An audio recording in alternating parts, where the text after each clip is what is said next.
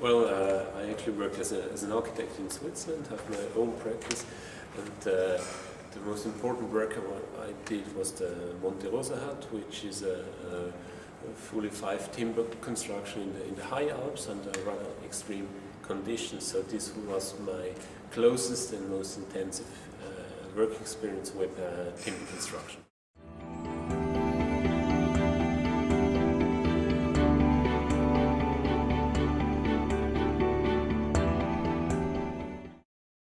Well, it's difficult to say as I'm not familiar with the local industry and so, but I can just tell in Switzerland the reason why timber construction, concrete and so is like very common to people, and that's, I think it has to do with education, so that at university we do not specify, so it's I think it's always about the architectural question, and we choose the material that fits best. So in one case it's concrete, in one case it's steel construction, in one case it's a timber construction. So we do not. It's not about like dogmatic to one material, but it's about the choice of, you have a nice choice of material. So I think it begins in education, where timber is introduced and you get the basic knowledge, and also in practice that you get in contact with this material.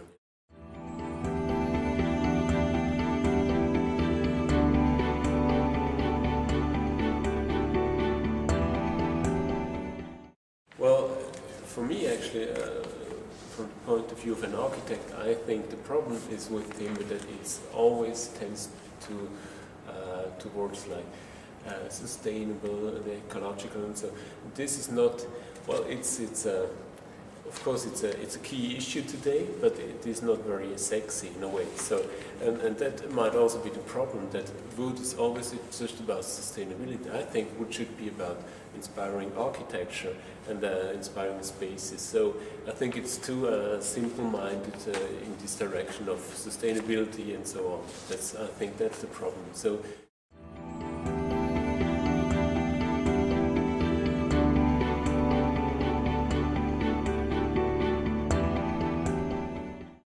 Of course, it plays an important part in sustainable construction. It does have big advantages and a big potential, of course. But I think, again, the potential is to work closer with other materials, that you combine materials. So once again, it's not about an ideology, but it's the right choice at the right moment. So even bringing different materials together, and so to try to get the best out of every material. That's how it could be improved, I think.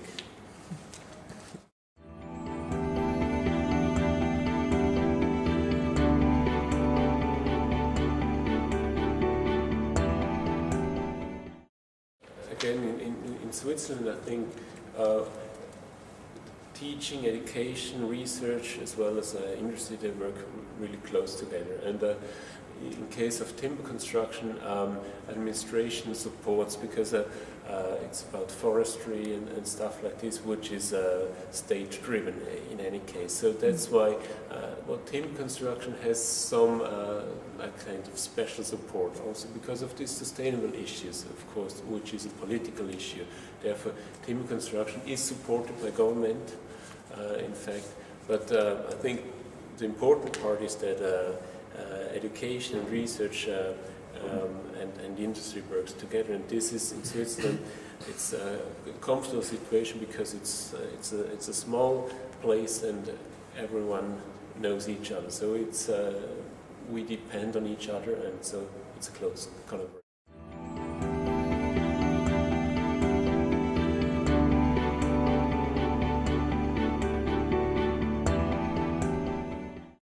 Well, innovation in the materials is always a good thing that should be supported, but I think even more important is that the architects, that they have a good knowledge to work with this material. So I mean, innovation is happening quite well. I think there are many research projects going on, really nice materials and techniques and developing. But in the end, it should go back to the planner, to the architects, and become something for it should spread out. So it's not about just single objects. It's about